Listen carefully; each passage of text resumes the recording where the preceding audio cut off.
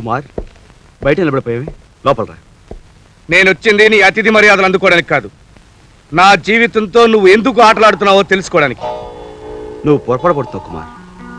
నీ జీవితం ఏ కలతలు కల్లోలాలో లేకుండా సాగాలన్నదే నా ఆశ. అబద్ధం. నువ్వు నన్ను అల్లరి పెట్టడానికి నా ఇంట్లో ఉన్న రాతతో ప్రేమ కథ మొదలెట్టావు. నన్ను రెచ్చగొట్టాలనే వద్దన్న ఆమెకు దగ్గరయ్యావు.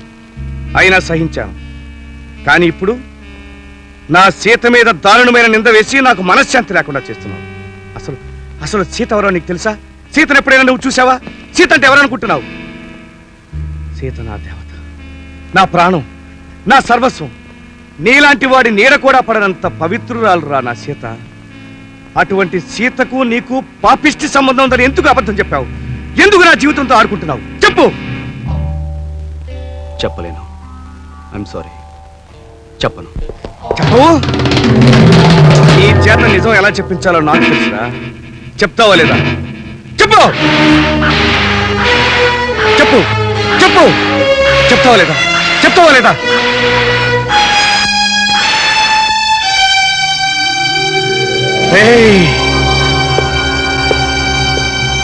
ఇప్పటికైనా చెప్తావా లేదా? నువ్వెందుకు చెప్తావరా? నువ్వు మామూలు శత్రువు కాదు, పెద్ద శత్రువి. కుమార్, శత్రువు అనే మాట మాత్రం అనద్దు. నువ్వెన్ని దెబ్బలు కొట్టినా సహించగలను, భరించగలను. కానీ నీ నోటి నుంచి శత్రువు అనే మాట వస్తే నేను తట్టుకోలేను కుమార్, తట్టుకోలేను. శత్రువు కాకపోతే ఇదంతా ఎందుకు చేస్తున్నావు? అసలు ఎవరు నువ్వు? నేనెవరా?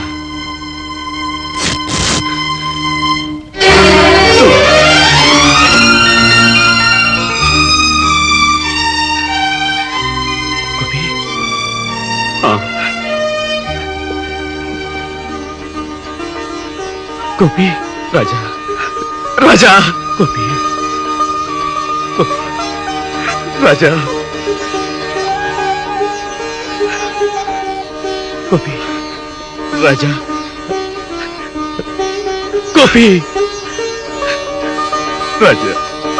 గోపి, నువ్వెవరో తెలియక నిన్ను దూషించాను, ద్వేషించాను. అక్కడికి నా చేతులతో నిన్ను కొట్టాను రా. ఊరుకో రాజా, ఊరుకో. అవునరా, సీత విషయంలో నువ్వే దోషమని రాతకెందుకు చెప్పావు? నువ్వు నా చిన్ననాటి రాజావని తెలియగానే నువ్వు రాధను పెళ్లి చేసుకుని సుఖంగా ఉండాలని కోరుకున్నాను. అందుకే ఆమె నా నుంచి దూరం చేసుకోవాలనుకున్నాను. నేను చెప్పిన అబద్ధం నమ్మి నన్ను అసహించుకుని తను నీకు దగ్గరవుతుందనేరా అలా చెప్పాను. గోపి, ఈ లోకంలో సీత ఉన్నా లేకపోయినా నేను మరణించే వరకు నా మనసులో ఉండి తీరుతుంది. ఈ జీవితంలోకి మరో మనిషికి అవకాశమే లేదురా. నువ్వెంత త్యాగం చేసినా ఈ విషయంలో నేను ఒప్పుకోను.